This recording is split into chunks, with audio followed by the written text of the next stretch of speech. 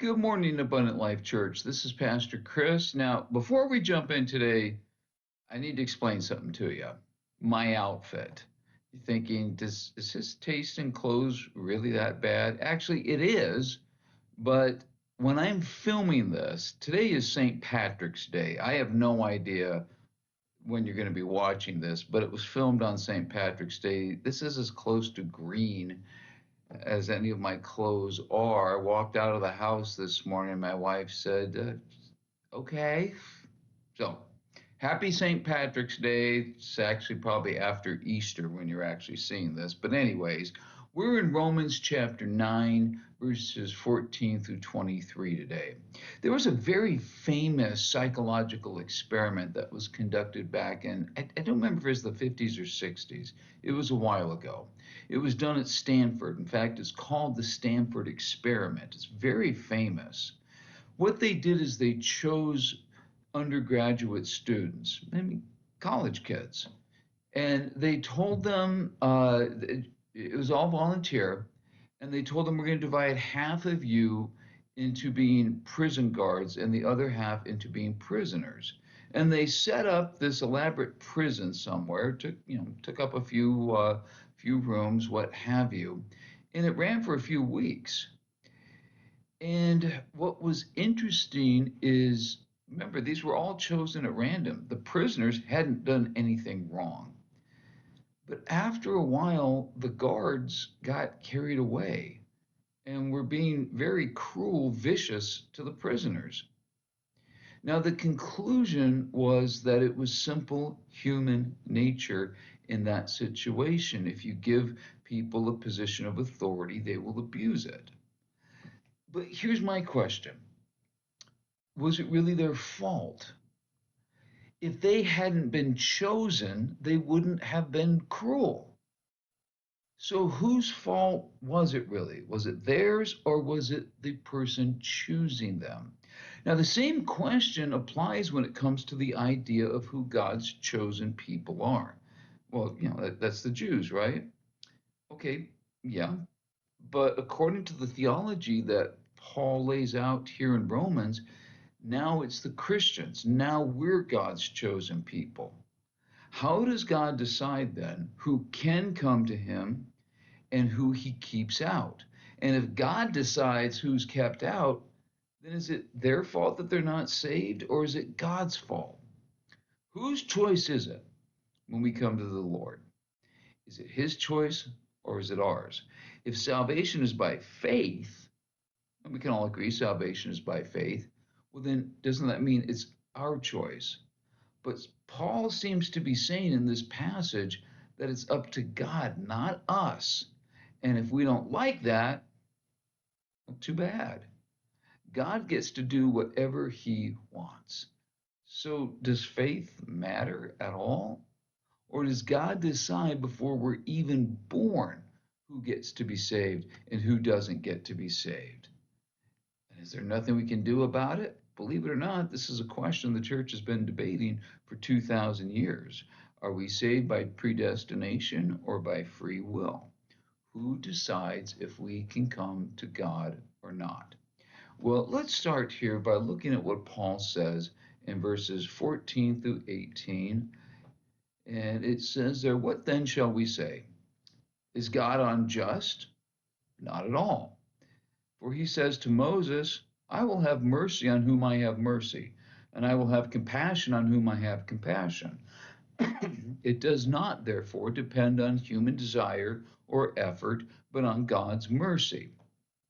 For scripture says to Pharaoh, I raised you up for this very purpose, that you might display my power in you, and that and that my name may be proclaimed in all the earth. Therefore, God has mercy on whom he wants to have mercy, and he hardens whom he wants to harden. Paul says God is going to have mercy on whoever he wants to, but just what exactly does that mean? Well, it means God's going to choose the people who come to him. Just like with Pharaoh, hey, you know what? I hardened Pharaoh's heart for a reason, to show my power, to show my glory. This means he'll decide which people he doesn't want to come, and he'll keep them from deciding to come. Again, just like with Pharaoh. So apparently, it is God who chooses us. If God decided back in the old days of the Old Testament that he didn't want the Gentiles, well, that's just the way it goes. And if he's changed his mind and now wants Gentiles instead of Jews, well, that's the way it goes. That's all up to God, not us. That sounds a little harsh. God's not really like that, is he? Paul is going to explain this so it makes sense, right? He'll do that. Well, Paul's answer is God gets to do what he wants. He doesn't have to answer to you, and if you don't like it, hard cheese. You aren't in a position to argue with God, so just live with it. All right, once again, my phone keeps turning off. Verses 19 through 21 say this. One of you will say to me, then why does God still blame us? For who's able to resist his will? But who are you, a human being, to talk back to God? Shall what is formed say to the one who formed it, why did you make me like this? Does not the potter have the right to make out of the same lump of clay, out of the same lump of clay, some pottery for special purposes and some for common use? If God decides who does and doesn't get to get saved, then what's the point of even having faith? Under this system that Paul seems to be laying out, faith doesn't make any difference. It's not up to us. God decides ahead of time which people are going to respond to him and which ones will have hardened hearts. Okay, I'm still not comfortable with that because if God decides all this for us, then how is it our fault if we don't come to faith, if we don't come to Jesus? Didn't God all just program us this way? And if you don't like that system, too bad. You don't get to complain because God doesn't have to answer to you. Yeah, I know God doesn't have to answer to us. But are there any problems with this interpretation? Yeah, it's true that God, again, doesn't have to answer to us.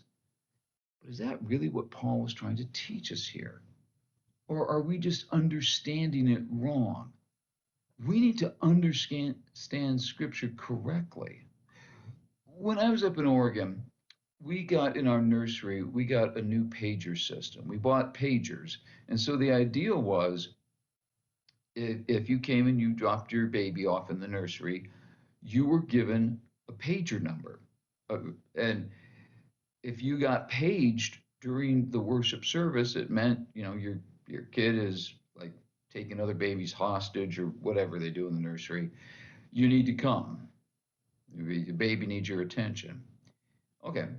Well, my associate pastor, bless his heart, he was worried that people were going to forget to return their pagers at the end of the service. So he put a sign up. And I remember reading the sign. And when I could stop my laughing, I went into his office to talk to him about it. The sign said, your baby will not be returned unless you return your pager. I sat down across his desk and I said, okay, I understand what you're trying to say, but realize there's other ways that people could interpret a sign that says your baby won't be returned until you return your pager. Number one, they're going to get mad because really you have taken their kid hostage at that point. That's going to be bad. But even worse are the people who misinterpret it this way. What? I don't get my kid back until I give you the pager? I'll see you on Thursday and go off on vacation. You can't have that either.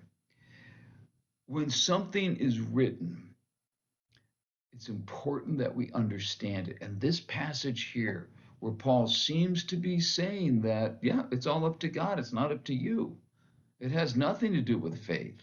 That doesn't sit right with us. I don't think we're understanding it correctly, particularly because there's so many other passages in the New Testament that say that it's our decision to come to Jesus, that it's all about our faith. So, how should we be looking at this passage? Well, tune in next time and you'll find out. Till then, have a great day.